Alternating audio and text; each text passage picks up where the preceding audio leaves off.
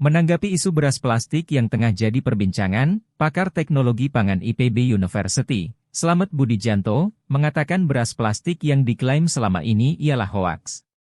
Jikalau benar beras plastik ada, menurutnya hal itu tidak masuk akal. Slamet mengatakan, apabila ada oknum yang membuat produk beras dari plastik, hal itu tidak masuk akal karena pembuatan biji plastik membutuhkan biaya produksi tinggi. Bahkan lebih mahal dari harga jual berasnya sendiri. Ia menyebut, harga 1 kg biji plastik dari hasil daur ulang sudah mencapai Rp20.000. Sedangkan, harga beras premium yang ada di pasaran saat ini berada di angka Rp15.000. Anda bayangkan, beras premium saja paling Rp12.000 sampai Rp15.000. Kalau hasil plastik recycle itu kemudian dibentuk seperti beras, kalau mau untung, mau dijual berapa? Ini jelas tidak masuk akal, kata Slamet dalam keterangannya. Guru Besar Departemen Ilmu dan Teknologi Pangan IPB University itu menegaskan, semestinya istilah beras plastik itu tidak ada. Menurut dia, selama ini yang beredar adalah biji plastik yang bentuknya bisa bermacam-macam, termasuk bisa menyerupai beras. Sebagai peneliti, saya bisa memastikan bahwa yang diklaim sebagai beras plastik itu hoaks. Yang viral itu sebenarnya biji plastik, tapi dikasih nama beras plastik. Itu adalah butiran atau biji plastik, bukan beras, jelasnya.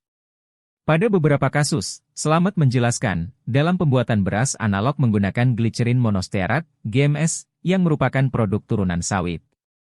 Beberapa peneliti menyebutnya sebagai plasticizer, yang berfungsi supaya tidak lengket dan lebih kompak produk beras analognya. Bisa jadi istilah ini yang disalahartikan sebagai plastik. Jika iya, persepsi yang salah ini harus diluruskan, ucapnya. Ia berpesan, kejadian seperti ini bisa menjadi pelajaran agar masyarakat lebih teliti dan kritis menanggapi suatu isu. Terlebih di era banjir informasi seperti sekarang, berpikir kritis merupakan modal penting dalam memilah benar tidaknya sebuah berita. Jadi, di era keterbukaan informasi ini, knowledge kita harus dikuatkan, sehingga kalau ada isu semacam ini, kita tidak termakan berita hoaks.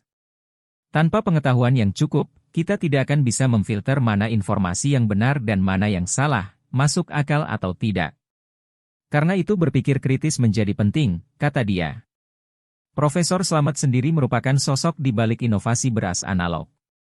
Beras buatannya itu berbahan baku bukan padi, melainkan dari beragam sumber pangan lain seperti jagung, ubi jalar, talas, sorghum dan lainnya. Meski bukan dari padi, beras analog justru bisa menjadi alternatif pangan selain beras dan memiliki segudang manfaat bagi kesehatan. Sementara itu Wakil Ketua Halal Center Universitas Gadjah Mada, Nanung Danardono, S.Pt., MSc, PhD, mengklarifikasi soal video viral tentang beras yang terbuat dari bahan plastik menjadi seperti nasi yang membulat sebesar bola pingpong. Video tersebut juga menunjukkan nama rumah makan yang tertera di kotak nasi diduga berisi kepala nasi plastik. Pembuat video kemudian melempar kepala nasi itu, dan nasinya memantul seolah menunjukkan jika nasi tersebut terbuat dari beras plastik. Menurut Nanung Danardono, video tersebut tidak benar alias hoaks karena beras yang berasal dari plastik jika dikukus mustahil bisa mengembang atau berubah wujud menjadi nasi. Polimer plastik jika dipanaskan hanya akan menjadi plastik panas, bahkan jika terlalu panas wujudnya akan mengkeret, dan bukan mengembang. Begitu pula dengan beras plastik komersial. Jika memang benar ada, maka saat dipanaskan ia hanya akan berubah menjadi beras plastik panas, bukan berubah menjadi nasi, jelasnya. Nanung menjelaskan nasi kepal seperti bola pingpong yang dapat memantul saat dilempar justru bisa jadi berasal dari beras asli yang memiliki kandungan non-starch polysaccharide, NSP, atau karbohidrat non-patinya tinggi. Adapun contoh jenis beras yang mempunyai kandungan amilopektin dan amilosa tinggi adalah beras ketan atau gluten-rich atau sticky-rich. Itulah sebabnya mengapa lemper itu saat digigit sangat lihat berbeda dengan arem-arem yang terbuat dari beras biasa, terangnya. Lebih lanjut Nanung mengingatkan agar netizen atau masyarakat di Indonesia lebih bijaksana menanggapi berita yang beredar di media sosial. Ini penting agar kita tidak membuat gaduh dan tidak ikut menyebarkan kebohongan ke publik, masyarakat.